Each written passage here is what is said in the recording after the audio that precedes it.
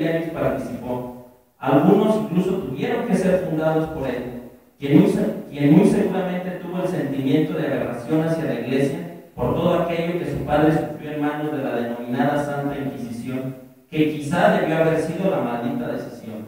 Pero además de vislumbrar ideas separatistas entre la Iglesia y el Estado, tuvo a bien a reconocer mujeres que con valentía dejaron de lado los quehaceres domésticos y levantaron la voz, el puño, y gritaron en favor de la libertad del país.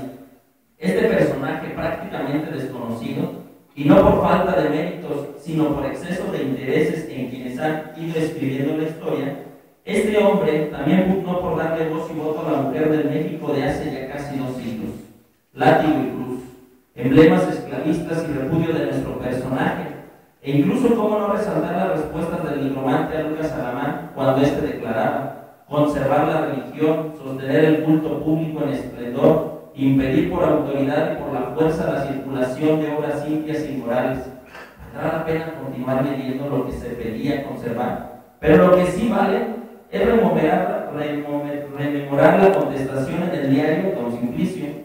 De acuerdo al clero y a los conservadores, debe de haber por fuerza pocos gobernantes y muchos que obedezcan los mandatos del Señor, pero curiosamente el clero representa siempre al más gordo, al agiotista, al hacendado ladrón. Pero con la unión de ustedes al clero y no con el ciudadano, ¿a quién representará la nación? ¿A quién ustedes lo recomiendan? ¿A Dios o al pueblo? Yo tomo la mejor opción, decía, y aseveró: señores feudales, me quedo siempre con el pueblo y a ustedes se los dejo a Dios. Caray, ¿quién dijera que estos textos escritos hace años hoy en día siguen vigentes? ¿Cómo es posible que hoy en día sigamos bajo el yugo del látigo y la cruz? A lo mejor no de la forma literal como hace años, pero sí en ideologías, en acciones que la mayoría de nuestros paisanos siguen escuchando esa voz de haz esto, haz aquello, cree en eso, no veas eso, etc. No es posible, y es por eso que el nigromante, tratando de erradicar la ignorancia, propuso la idea de los libros gratuitos y con ayuda de su imprenta emprendió tal empresa de proyecto educativo y tal como lo denomina Arellano en este libro, se convirtió en un evangelizador laico de la nación mexicana. Y como ustedes saben, no fue hasta que el general Lázaro Cárdenas utilizó el libro El Niño Campesino para educar a los niños de las zonas rurales. Y allí en el cuerpo del libro podemos encontrar la anécdota de cómo el nigromante se hizo de una imprenta manual y de cómo el clero, al saber de esta distribución, quemó esos libros en la Plaza Mayor de Toluca, ya que dijeron que le quitaban la inocencia natural a los indios al enseñarles a leer y escribir. Inocencia natural. Pecado mortal saber leer y escribir. Es por ello que en 1850 proclamó en su texto el Manifiesto Indígena, y en el que se incita a una guerra de castas, y aparece por primera vez la frase que durante mucho tiempo se le ha atribuido al caudillo del sur, ya lo comentaba, y la frase que ha sido bastión de las luchas campesinas: la tierra es de quien la trabaja, y los frutos de la misma también. ¿Cuánto poder hay en esas palabras? ¿Cuántas ganas de querer ser iguales? ¿Cuánta sed de justicia? ¿Cuánta visión? ¿Cuánta apertura para poder comprender lo que en ese momento estaba pasando y saber que hoy en día sucede lo mismo? Claro, y por supuesto sabemos que no es lo más digno, ni es ni era. Quienes hemos crecido en el vientre de esta tierra sabemos de las dificultades que hay en ella.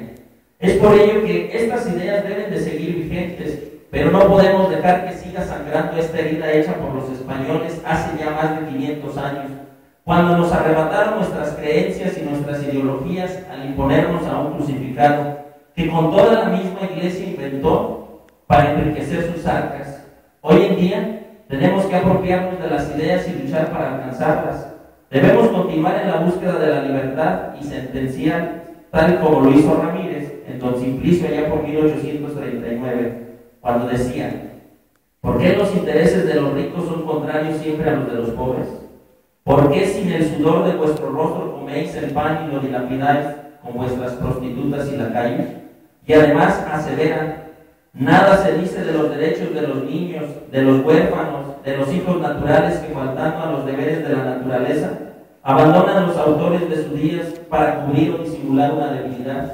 Y es que Ramírez, tal y como se menciona en este libro, que debe ser casi obligado para el que desee entender la historia de nuestro país, El nigromante se dio cuenta que los acaudalados explotan a sus siervos sin tregua de lunes a sábado, manteniéndolos en la infame miseria, violando todo mandamiento evangélico, ley vigente en la nación.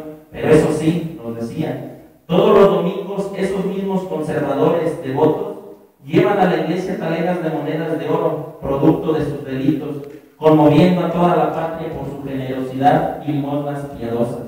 Y además nos menciona: los agradecidos e insaciables cuervos del clero los cubren de bendiciones. Y ahí mismo se nos dice sobre algunas de las traiciones que la iglesia le hizo a la patria.